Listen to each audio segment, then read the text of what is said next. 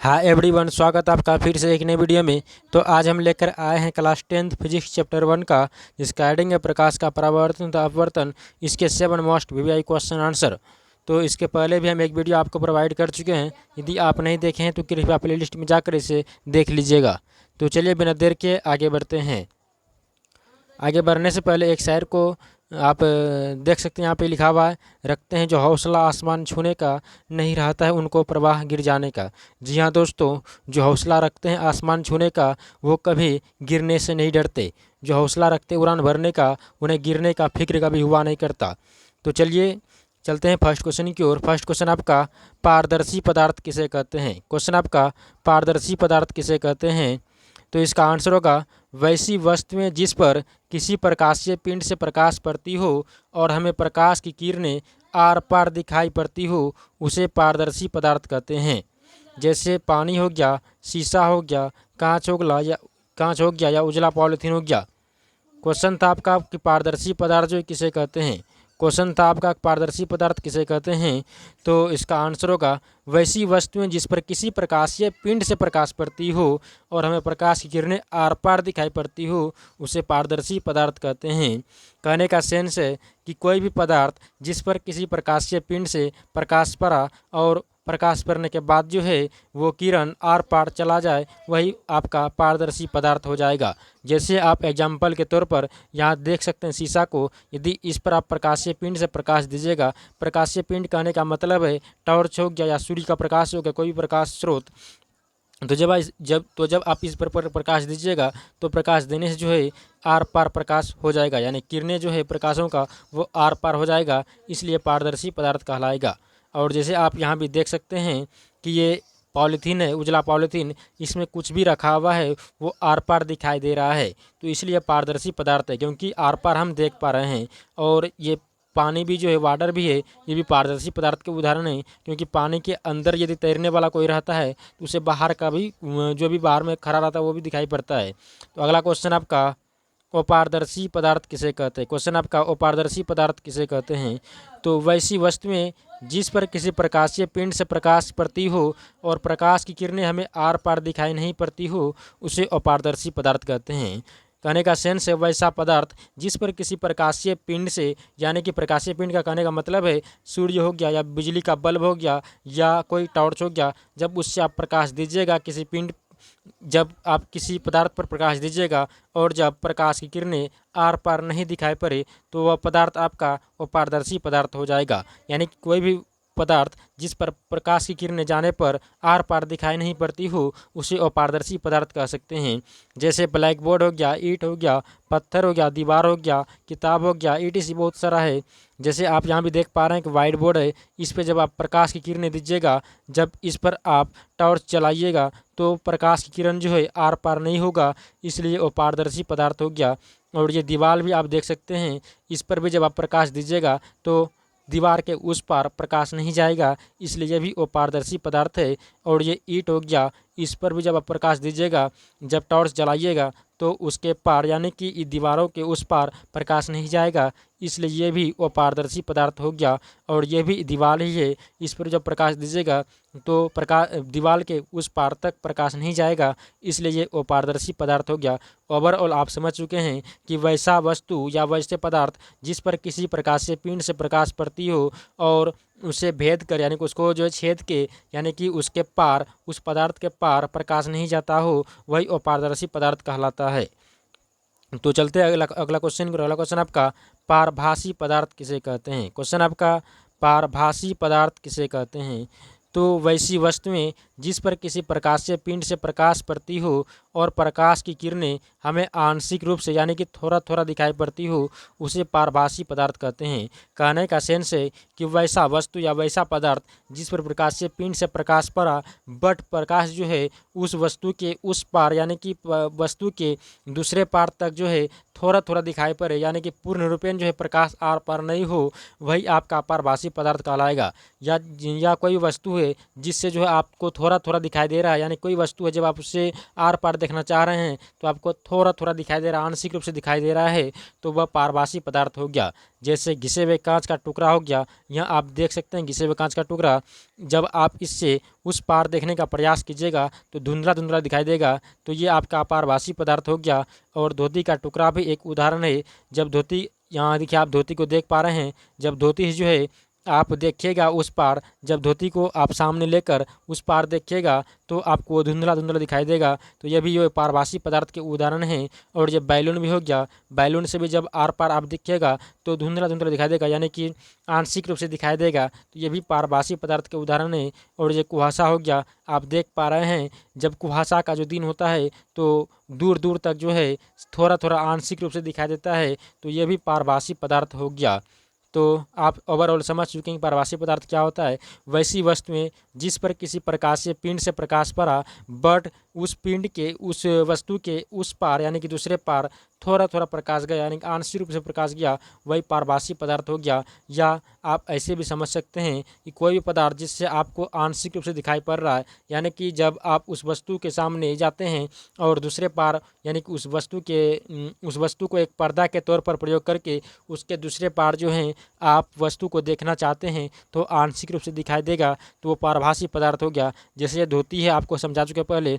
तो चलते अगला क्वेश्चन। अगला क्वेश्चन आपका, छाया किसे कहते हैं, यानी कि शैडो किसे कहते हैं, छाया किसे कहते हैं। तो इसका आंसर होगा वैसी अपारदर्शी वस्तुएं जिस पर किसी पिंड से प्रकाश पड़ती हो और उसके बाद वस्तु के पीछे एक अंधेरा छिद्र बनता हो, उस अंधेरा छिद्र को ही हम लोग छाया कहते हैं। यहाँ जो है थोड़ा सा इसके अंदर चला गया, जो कि एक पीडीएफ मतलब जब पीडीएफ में कन्वर्ट कर रहे थे उसी समय ये गड़बड़ हो गया। इसमें मेरा जो है कोई गलती नहीं, टेक्निकल प्रॉब्लम है इसमें। तो क्वेश्चन आप फिर से समझ सकते हैं, छाया किसे कहते हैं। तो इसका आंसर होगा वैसी अपारदर्शी वस्तुएं जिस पर किसी पिंड से प्रकाश पड़ती हो और तत्पश्चात यानी कि उसके बाद जो है वस्तु के पीछे अंधेरा छिद्र बनता हो, उस अंधेरा छिद्र को ही हम लोग छाया कहते हैं। आप इस एग्जाम्पल के माध्यम से समझ सकते हैं, कोई भी पेड़ है, जब इस पर सूर्य का प्रकाश पड़ता है तो उस पेड़ के इस पार थोड़ा थोड़ा जो है नीचे एक छाया बनता है, यानी कि जो अंधेरा क्षेत्र बनता है यही छाया है, डेट्स कॉल्ड शैडो, यही छाया कहलाता है। जैसे यहाँ आप भी देख सकते हैं कि यहाँ जो एक दो आदमी खड़ा हुआ है और जब इस पर सूर्य का प्रकाश पड़ रहा है तो इसके जो है इस पार थोड़ा थोड़ा जो है अंधेरा क्षेत्र बन रहा है, ये भी छाया ही है, ये छाया कहलाता है। ओवरऑल आप समझ सकते हैं कि वैसी अपारदर्शी वस्तुएं यानी कि वैसा वस्तु जिसके आर पार नहीं दिखाई पड़ता है तो उसी को अपारदर्शी वस्तु कहते हैं। तो वैसी अपारदर्शी वस्तुएं जिस पर किसी प्रकाश से पिंड से प्रकाश पड़ती हो और उसके बाद जो है वस्तु के पीछे अंधेरा छिद्र बनता हो, उस अंधेरा छिद्र को ही हम लोग छाया कहते हैं। चलते अगला क्वेश्चन की। अगला क्वेश्चन आपका, प्रकाश का परावर्तन किसे कहते हैं, प्रकाश का परावर्तन किसे कहते हैं। तो वैसी समतल सतह जिस पर किसी पिंड से प्रकाश की किरणें आकर पुनः अपने आधार की ओर लौट जाती हो, ऐसी घटना को ही प्रकाश का परावर्तन कहते हैं। वैसी समतल सतह, जैसे आप यहाँ एक समतल सतह देख सकते हैं, ये जो है बहन जी है, एक शीशा को यानी कि एक दर्पण को जो है एक सतह को हाथ में लिए खड़ा है और उसके दो भाई हैं। एक बड़े भाई जो है टॉर्च को जला रहे हैं और उस समतल सतह पर जो है टॉर्च को जला रहे हैं और समतल सतह के माध्यम से वही प्रकाश जो है रिफ्लेक्स होके यानी कि जो है परावर्तित होके उसके दूसरे भाई के तरफ आ रहा है, उसके दूसरे भाई के बॉडी पर आ रहा है। ये प्रकाश का परावर्तन, यानी कि जब कोई व्यक्ति जो है एक शीशा यानी कि दर्पण को समतल सतह को लेकर खड़ी है और जब उस पर कोई प्रकाश जाएगा यानी प्रकाश देगा तो उस पर जो है प्रकाश रिफ्लेक्स होकर दूसरे आदमी के जो है बॉडी पे चला जाएगा। यहाँ आप एग्जाम्पल के तौर पे भी समझ सकते हैं। तो ओवरऑल इसका अर्थ हो रहा है वैसी समतल सतह जिस पर किसी पिंड से प्रकाश की किरणें आकर पुनः अपने आधार की ओर लौट जाती हो, ऐसी घटना को प्रकाश का परावर्तन कहते हैं। कहने का मतलब है कोई भी सतह है समतल सतह जिस पर किसी प्रकाशीय पिंड से टॉर्च हो गया, बल्ब हो गया, कुछ भी हो गया, तो उसे जब प्रकाश दिया गया तो वहाँ से जो है फिर से रिफ्लेक्स होके अपने आधार की ओर लौट गया, यानी कि जिधर से गया था फिर उधर लौट गया, तो वही जो प्रकाश का परावर्तन कहलाएगा। यहाँ आप टॉर्च को देख सकते हैं, टॉर्च को जब जलाया गया समतल सतह पर तो प्रकाश जो रिफ्लेक्स होकर फिर अपने आधार की ओर ही लौट गया, तो यह प्रकाश का परावर्तन का एक बहुत ही अच्छा उदाहरण है। तो चलते हैं अगला क्वेश्चन को। अगला क्वेश्चन आपका, प्रकाश के परावर्तन के कितने नियम होते हैं, प्रकाश के परावर्तन के कितने नियम होते हैं। तो प्रकाश के परावर्तन के दो नियम होते हैं। यहाँ जो है थोड़ा टेक्निकल प्रॉब्लम के कारण जो है थोड़ा सा पीडीएफ गड़बड़ हो गया है। इसमें मेरा कोई गलती नहीं है, इस ससुरा का मन बढ़ गया थोड़ा। तो प्रकाश के परावर्तन के जो है 2 नियम होते हैं। पहला है आपतित किरण, परावर्तित किरण और अभिलंब तीनों एक ही बिंदु पर होते हैं। और दूसरा है आपतन कोण परावर्तन कोण के बराबर होते हैं। इस चीज़ को आपको मैं जो स्लाइड पे दूसरे स्लाइड पे जाकर दिखा रहा हूँ। यहाँ देखिए, आप देख सकते हैं ये समतल सतह है, इस पर जो है आपतित किरण यानी कि यहाँ सूर्य है या कुछ भी है यानी प्रकाशीय पिंड, जब यहाँ से प्रकाश आया इस समतल सतह पर तो ये हो गया आपतित किरण हो गया, ये आपतित किरण। इसको पहले मिटा लेते हैं, तो ये आपतित किरण हो गया। और जब फिर इस समतल सतह से रिफ्लैक्स होके जब प्रकाश चला गया तो ये परावर्तित किरण हो गया। और इसके बीच जो है एक लंब डाला जाता है जिसको अभिलंब कहते हैं। तो यहाँ आप देख सकते हैं कि आपतित किरण और परावर्तित किरण और अभिलंब तीनों एक ही बिंदु पर है। तो यही प्रकाश के परावर्तन का फर्स्ट नियम था कि आपतित किरण और परावर्तित किरण और अभिलंब तीनों एक ही बिंदु पर होते हैं। और आपको हम बता दें कि आपतित किरण और अभिलंब के बीच डाले गए आपतित किरण और अभिलंब के बीच जो कोण बनता है उसको आपतन कोण कहते हैं, इसको आई से प्रदर्शित करते हैं। और परावर्तित किरण और अभिलंब इसके बीच जो कोण बनते हैं इसको परावर्तन कोण कहते हैं, इसको आर से डिनोट करते हैं। तो दूसरा जो आपका रूल था वो था कि आपतन कोण जो है ये परावर्तन कोण के बराबर होते हैं, यानी कि आपतन कोण परावर्तन कोण के बराबर होते हैं। फर्स्ट ऑफ ऑल आपतित किरण, परावर्तित किरण और अभिलंब तीनों एक ही बिंदु पर होते हैं। और दूसरा था कि आपतन कोण परावर्तन कोण के बराबर होते हैं, यानी कि I is equal to are. तो यहाँ आप देख सकते हैं, आपको फिर से मैं यहाँ स्लाइड पे आ रहा हूँ, दिखा रहा हूँ आपको कि ये आपतित किरण, परावर्तित किरण और अभिलंब तीनों एक ही बिंदु पर होते हैं, जो कि आपको अभी हम दिखा दिए कि आपतित किरण और परावर्तित किरण और अभिलंब तीनों एक ही बिंदु पर था। और दूसरा रूल था आपका कि आपतन कोण जो है परावर्तन कोण के बराबर होता है, यानी कि आपतन कोण जो आप देखे आए वो परावर्तन कोण आर के बराबर था। तो ओवरऑल इसको आप समझ चुके हैं। तो बढ़ते हैं अगला क्वेश्चन आपका, प्रकाश का अपवर्तन किसे कहते हैं? प्रकाश का अपवर्तन किसे कहते हैं? तो इसका आंसर होगा आपका, जब प्रकाश एक माध्यम से दूसरे माध्यम में प्रवेश करता है तो वह अपनी दिशा को बदल लेता है, ऐसी घटना को ही प्रकाश का अपवर्तन कहते हैं। कहने का सेंस है कि जब प्रकाश जो एक माध्यम से दूसरे माध्यम में प्रवेश करता है तो वह अपनी दिशा को जो बदल लेता है, ऐसी घटना को ही प्रकाश का अपवर्तन कहते हैं।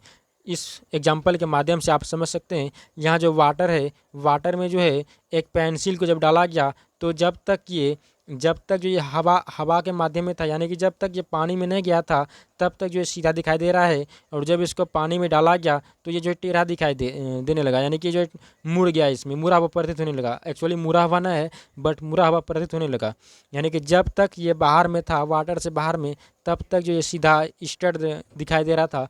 बट जब इसको वाटर में डाला गया तब ये मुड़ा हुआ प्रतीत होने लगा, यानी कि जो है ये मुड़ा हुआ दिखाई देने लगा। तो ये प्रकाश के अपवर्तन के एक अच्छे मतलब एग्जाम्पल हैं कि जब प्रकाश एक माध्यम से दूसरे माध्यम में प्रवेश करता है तो अपनी दिशा को बदल लेता है, ऐसी घटना को प्रकाश का अपवर्तन कहते हैं।